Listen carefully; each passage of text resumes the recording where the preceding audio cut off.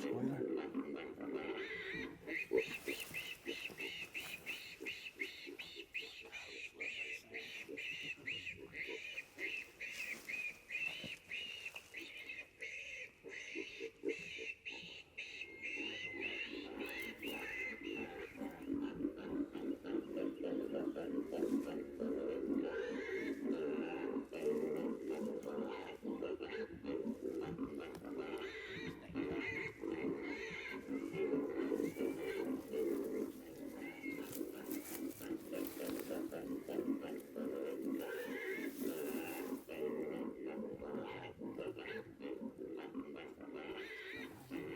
Right behind the brush pile.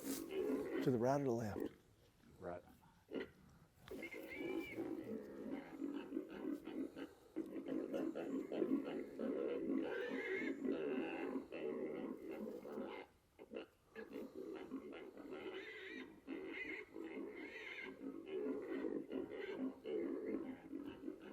You on him, Ed?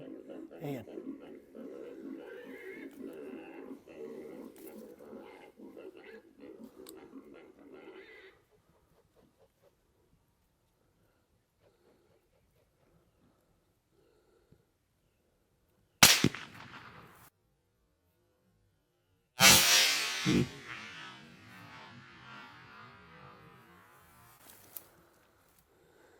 And that's the way you call a hog right there, Glenn Guest style.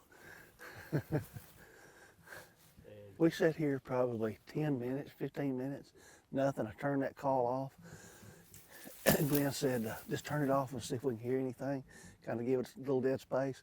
It wasn't a minute after I killed it.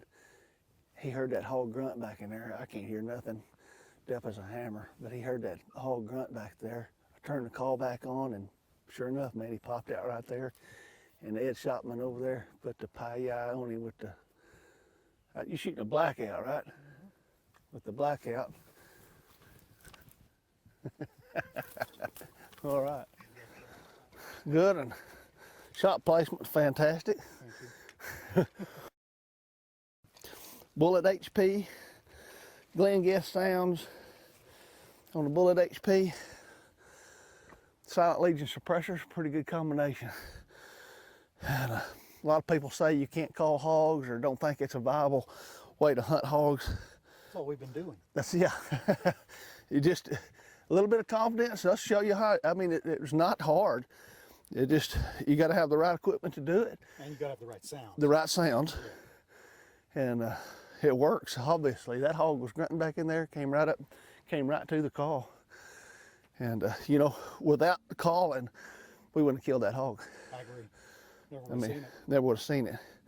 But that's a game changer to be able to call a hog in, because there's a lot of country here that you cover and never see a hog without that call. Yep, I agree.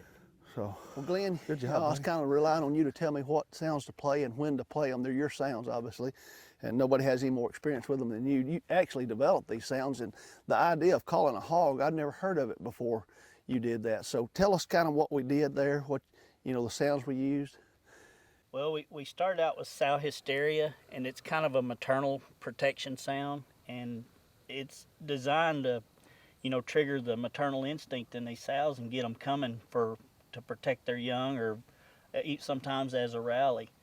And we let it play for about 5 minutes, and we didn't hear anything. A lot of times you can hear the sows vocalize on their way in, but the boars are quiet, and they usually take a little longer to show up. Well, we had been, like I say, 4, 5, 6 minutes, and we switched sounds to Piglet in Distress, which is Little Squealer is what we named that sound, and still nothing. And we switched to Turn Me Loose. Turn Me Loose is about a 20-pound hog in distress, and a lot of time it reaches further out and carries a little further, and it also will trigger maternal response or a territorial response by the big boars. And we let it play, and nothing showed up. And I said, you know what? Those sows are usually pretty vocal, and they'll come on in, or you'll hear them coming. And so we just decided to sit there quiet for a few minutes and give a big boar time to come. And a minute after we turned it off, I could hear this sow vocalizing up on this hillside in the timber. And I told Byron, I said, go back to that sow hysteria. Right. And she came in on string after that. She did. hesitated for just a second, trying to locate where the sound was coming from, and then went right to it. They'll hesitate when they leave a thick cover. Yeah. A lot of times they'll check up, Just like a coyote. just like a coyote. And if you'll notice, the wind has changed on us, and it's blowing out of this turnip field, and we could smell it coming from the truck. Right. Well, what did she do? She didn't run right straight to came- that call. She circled downwind just like a coyote, and then went cut into it.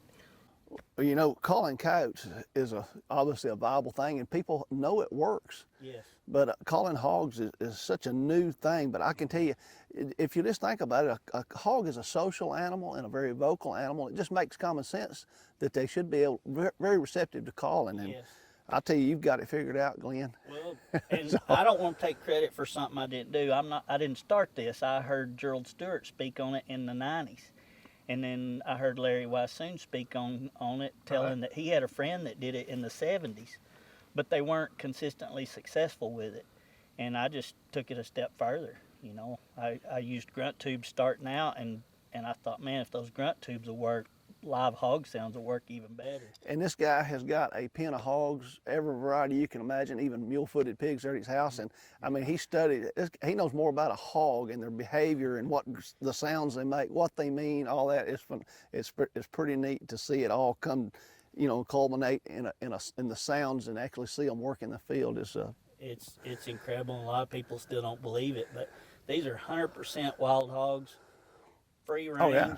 You know, we're Yeah. How big is this place we're on? 4,000 acres. Yeah, so And here's another deal. This place is obviously hunted quite a bit. There's deer stands, hog traps, all these. These are not unpersecuted hogs. These are pressured hogs. Well, the landowner contacted me originally because when they started plowing these fields, they couldn't plow them with the regular tractor. They had to bring maintainers in and smooth them up.